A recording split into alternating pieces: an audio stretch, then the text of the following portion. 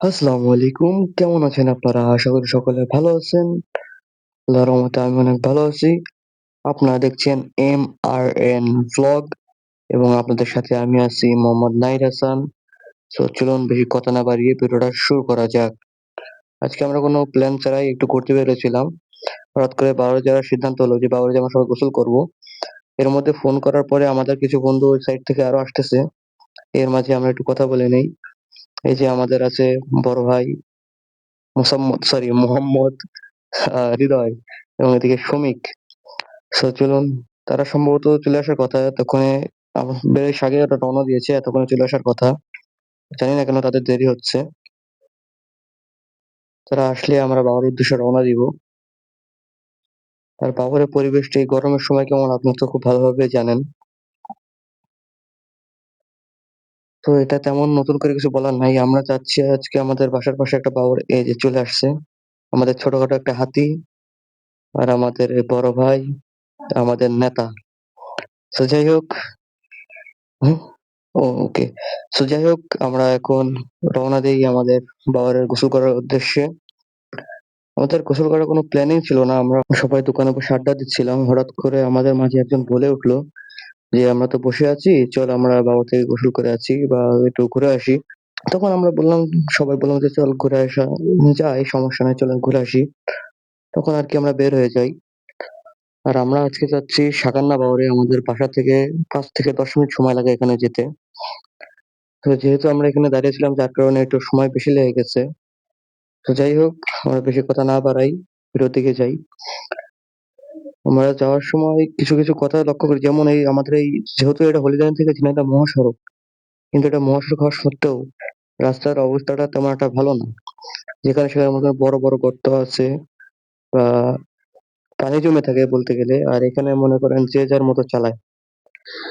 এখানে যদি ট্রাক সুযোগ পায় আপনাকে উড়ে দিয়ে চলে যাবে। তাদের চিন্তা ভাবনা এমন। তো দোয়া করি যেন আমার সাথে এখন না হয়। তো আমরা এখন প্রায় আমের কাছাকাছি চলে এসেছি। আমরা এখান থেকে ডাইরেক্ট পথে যাবো। যেহেতু আমরা ঘুরে যাবো না। বাইক নিয়ে যেহেতু যাচ্ছি আমরা একবারে রাস্তা দিয়ে যাবো। এখন কিছু বিষয় আসলে না বললে হয় না।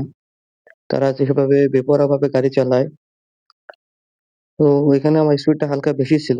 যার কারণে এখানে এ এসব কি ভাই? মানে নিজের লেন সাইডে মানে নিজের সাইড ছেড়ে আরেকজনের সাইডে আসছো। এদের আবার কিছু বললে বাইকাররা খারাপ। বাইকারদের তো কেউ দেখতে পারে না। তাই এইসব বিষয়ে আপনি যখন একটা কথা বলবেন বা কাউকে কিছু বলবেন, পরিশেষে দোষ আপনারই হবে। আপনার এটা মেনে নিতেই হবে। কেননা এটাই আমাদের সোনার বাংলাদেশ। আপনি যার যতই ইয়ে করেন না কেন, ভালো চান বা খারাপ চান, যাই বলুন, সবশেষে আপনারই দোষটা ঘুরে আসবে ঘাড়ে ফিরে। তো যাই হোক, আমরা এখন বাবারের কাছাকাছি চলে এসেছি। আপনাদেরকে দেখানোর চেষ্টা করব বাবারের পরিবেশটা কেমন বা এই দুপুর টাইমে বাবাটা দেখতে কতটা সৌন্দর্য লাগে। তো ভিডিওটার সাথে লেগে থাকুন। আশা করি কেউ ভিডিওটা টেনে দেখবেন না। এখানে আমরা এই রোড দিয়ে ঢুকে যাবো। এখান থেকে যেহেতু একটা কাঁচা রোড, এখান থেকে অনেকটা বলতে গেলে মাটির রোড, আবার বলতে গেলে আপনার সেই মাটির রোডটাই দেওয়া আছে ওই জায়গায়।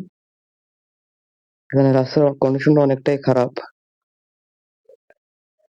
তো এদিক থেকে আমার পিছনে বলছে, পিছন থেকে আমার এক বন্ধু বলছে এখানে কি তোর জন্য হাইওয়ে করবে। যাই হোক, আমরা ভিডিও টপিকের দিকে যাই।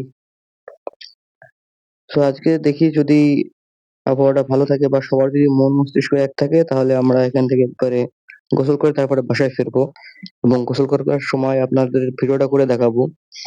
পানিতে নেমে যে ভিডিওটা কেমন ভাবে হচ্ছে বা আমরা কেমন এনজয় করছি এটা আপনাদেরকে দেখানোর চেষ্টা করব। আসলে বাওয়ার পাড় আপনারা সবাই জানেন, বাওয়ারে গোসল করতে আসলে অনেক ভালো লাগে বা কিছু মজাদার সময় অনুভব করা যায়। বিশেষ করে যদি সাথে বন্ধু-বান্ধব থাকে তখন তো পুরোটা একবারে বেশি হয়ে যায়। আপনি না চাইলেও মজা এমনি নিজে থেকে হয়ে যায়। এনজয় এমনি করতে পারবেন যদি বন্ধু-বান্ধব সাথে থাকে।